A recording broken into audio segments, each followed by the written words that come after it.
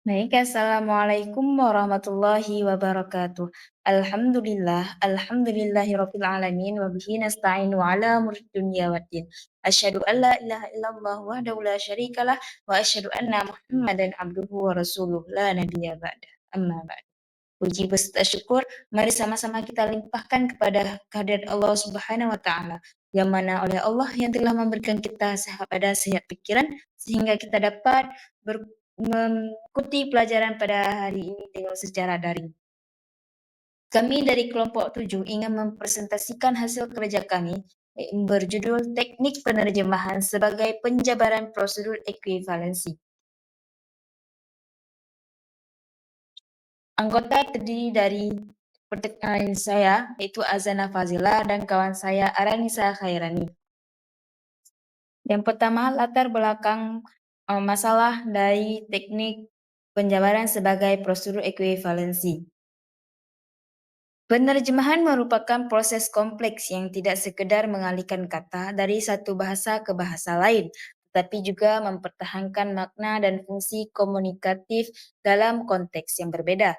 Dalam proses ini, konsep ekuivalensi menjadi inti utama yang menjembatani perbedaan bahasa dan budaya. Teknik penerjemahan berfungsi sebagai alat untuk menerapkan prosedur ekuivalensi dengan mempertimbangkan aspek linguistik, budaya, dan pragmatis.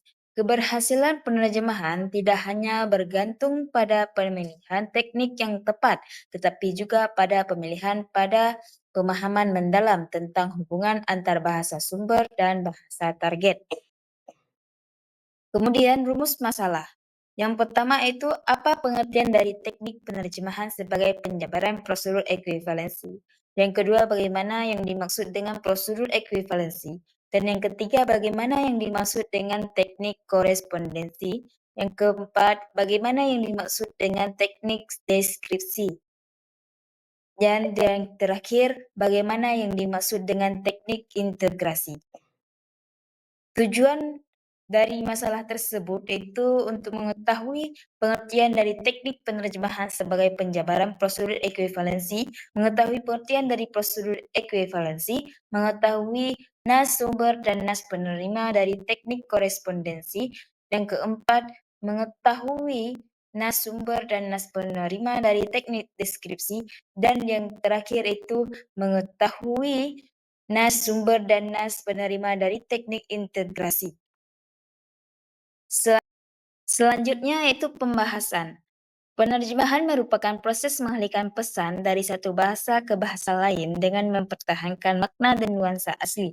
Salah satu aspek penting dalam penerjemahan adalah ekuivalensi yang bertujuan untuk menghasilkan teks terjemahan yang memiliki makna serupa dengan teks sumber. Untuk mencapai ekuivalensi, penerjemahan menerapkan berbagai teknik penerjemahan sebagai prosedur dalam prosesnya. Menurut Nida dan Taber, pada tahun 1982, ekuivalensi dalam penerjemahan terbagi menjadi dua jenis, yaitu ekuivalensi formal yang berorientasi pada struktur bahasa sumber, dan yang kedua ekuivalensi dinamis yang berorientasi pada pemahaman dan kejelasan dalam bahasa target. Teknik penerjemahan berperan penting dalam mencapai keseimbangan antara kedua jenis ekuivalensi ini. Berbagai teknik penerjemahan telah dikembangkan oleh para ahli seperti Hine dan Darbalnet pada tahun 1965 dan Molina dan Albert pada tahun 2002 untuk membantu penerjemahan mencapai ekuivalensi yang optimal. Berikut adalah beberapa teknik utama dalam penerjemahan. Yang pertama, peminjaman. Teknik ini mempertahankan kata dari bahasa sumber tanpa perubahan atau dengan sedikit adaptasi. Yang kedua, kalke. Teknik ini menerjemahkan frasa atau ungkapan secara langsung dengan mempertahankan strukturnya. Yang ketiga, terjemahan harfiah. Teknik ini menerjemahkan kata per kata dengan mempertahankan struktur gramatikal asli. Yang keempat, transposisi. Teknik ini mengubah kategori kata atau struktur kalimat tanpa mengubah makna. Yang kelima, modulasi, yaitu teknik ini mengubah sudut pandang atau ekspresi agar lebih alami dalam bahasa target. Yang keenam, ekuivalensi. Teknik ini menyesuaikan unsur budaya dari bahasa sumber agar lebih sesuai dengan budaya bahasa target. Yang kedelapan, reduksi dan ekspansi. Teknik ini mengurangi atau menambahkan kata untuk menjelaskan makna. Yang kesembilan atau yang disebut dengan terakhir, yaitu kompensasi. Teknik ini mengganti elemen yang sulit diterjemahkan dengan cara lain dalam bagian berbeda dari teks. Selanjutnya prosedur ekuivalensi. Prosedur ekuivalensi adalah cara penerjemahan istilah bahasa sumber tentang apa saja ke dalam bahasa penerima. Istilah tersebut sangat beragam kompleksitasnya, sehingga beragam pula cara penerjemahan. Keragaman cara penerjemahan istilah ini yang dimaksud dengan teknik sebagai penjabaran dari prosedur ekuivalensi. Kamus Besar Bahasa Indonesia mengartikan istilah dengan kata atau gabungan kata yang dengan cermat mengungkapkan suatu makna konsep, proses, keadaan, atau sifat khas dalam bidang tertentu. Dalam penerjemahan, konsep ekuivalensi sangat penting karena menentukan sejauh mana teks dalam bahasa sumber atau disingkat dengan BSU dapat ditransferkan ke bahasa target atau disingkat dengan PTA. Dengan mempertahankan makna dan dampak komunikatifnya, ekuivalensi mengacu pada kesepadan antara teks dalam dua bahasa yang berbeda, baik dalam makna, struktur maupun masa budaya. Menurut Eugenia dan Charles Taber pada tahun 1982, ekuivalensi dapat dibagi menjadi dua jenis utama. Yang pertama, ekuivalensi formal, itu mempertahankan bentuk dan struktur teks sumber sedekat mungkin dengan bahasa target. Yang kedua itu ekuivalensi dinamis, lebih menekankan pada efek komunikatif yang sama antar kedua bahasa. Selanjutnya yaitu B. Teknik korespondensi. Dalam bidang penerjemahan, teknik korespondensi merupakan pendekatan yang digunakan untuk mencari kesepadanan antara unsur bahasa sumber atau disingkat dengan BSU dan bahasa target yang disingkat dengan BTA. Korespondensi dalam penerjemahan dapat berbentuk kesepadanan kata, frasa, klausa, atau bahkan struktur sintaksis secara keseluruhan. Menurut Vina dan Dalbernet pada tahun 1965, teknik korespondensi berusaha mempertahankan makna dan struktur dari teks sumber ke teks target dengan tingkat kesetaraan yang optimal. Teknik ini berkaitan erat dengan ekuivalensi, di mana penerjemahan harus memastikan bahwa makna tetap tersampaikan dengan baik dalam bahasa target. Selanjutnya C.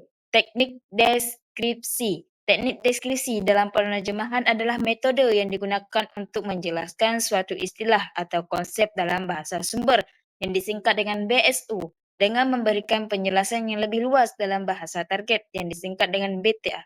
Teknik ini sering digunakan ketika istilah dalam BSU tidak memiliki padanan langsung dalam BTA, baik karena perbedaan budaya, konteks historis, atau bidang keilmuan tertentu. Menurut Molina dan Albir pada tahun 2002, teknik deskripsi digunakan dengan cara menggantikan istilah dalam bahasa sumber dengan frasa atau penjelasan yang lebih panjang dalam bahasa target. Teknik ini sering ditemukan dalam penerjemahan teks budaya, ilmiah, teknik, dan sastra. Selanjutnya di teknik integrasi. Teknik integrasi dalam penerjemahan adalah salah satu strategi yang digunakan untuk menggabungkan beberapa unsur yang dalam bahasa sumber yang disingkat dengan BSU ke dalam bahasa target PTA dengan cara menyederhanakan atau menyatukan elemen yang memiliki makna serupa. Teknik ini bertujuan untuk meningkatkan keterbacaan dan kefasihan dalam teks serupa. Dalam teks, hasil terjemahan tanpa menghilangkan makna yang terkandung dalam teks sumber. Menurut Molina dan Albir, 2002, teknik integrasi digunakan ketika beberapa kata kata frasa yang lebih alami dalam BTA. Teknik ini sering diterapkan dalam penerjemahan dokumen akademik, jurnalistik, sastra, dan teknis. Selanjutnya nas sumber. Nas sumber dan nas penerima. Contoh dari prosedur ekuivalensi. Qabla zama tubla'ul kinai. Sebelum memanah, isi terlebih dahulu tabung anak panah. Contoh dari teknik korespondensi. Allahu la ilaha wa. Allah tidak ada Tuhan yang berhak disembah melain Dia. Contoh dari teknik deskripsi. Wa tawaffana ma'al abrar. Dan wafatnya kami beserta orang-orang yang berbakti. Contoh dari teknis integrasi. Wa ma yazakkarul illa walau albab. Dan tidak dapat mengambil pelajaran daripadanya melainkan orang-orang yang berakal. Selanjutnya kesimpulan. Teknik penerjemahan memainkan peran penting dalam memastikan bahwa pesan dari bahasa sumber dapat dipahami secara efektif dalam bahasa target. Dengan memahami dan menerapkan teknik yang tepat, penerjemahan dapat mencapai keseimbangan antara kesetiaan terhadap teks sumber dan keterbacaan dalam bahasa target. Dan kedua, prosedur ekuivalensi dalam penerjemahan membantu memastikan bahwa pesan dari bahasa sumber dalam dipahami dengan baik dan dalam bahasa target. Pemilihan teknik yang tepat tergantung pada konteks teks, jenis komunikasi, serta perbedaan budaya antara kedua bahasa. Dengan memahami berbagai prosedur seperti peminjaman, transposisi, modulasi, adaptasi, dan kompensasi penerjemahan dalam menghasilkan terjemahan yang lebih akurat dan mudah dipahami oleh pembaca atau pendengar dalam bahasa target. Sekian dari presentasi kami pada hari ini. Kami ucapkan terima kasih. Wabillahi taufiq wal hidayah. Wassalamualaikum warahmatullahi wabarakatuh.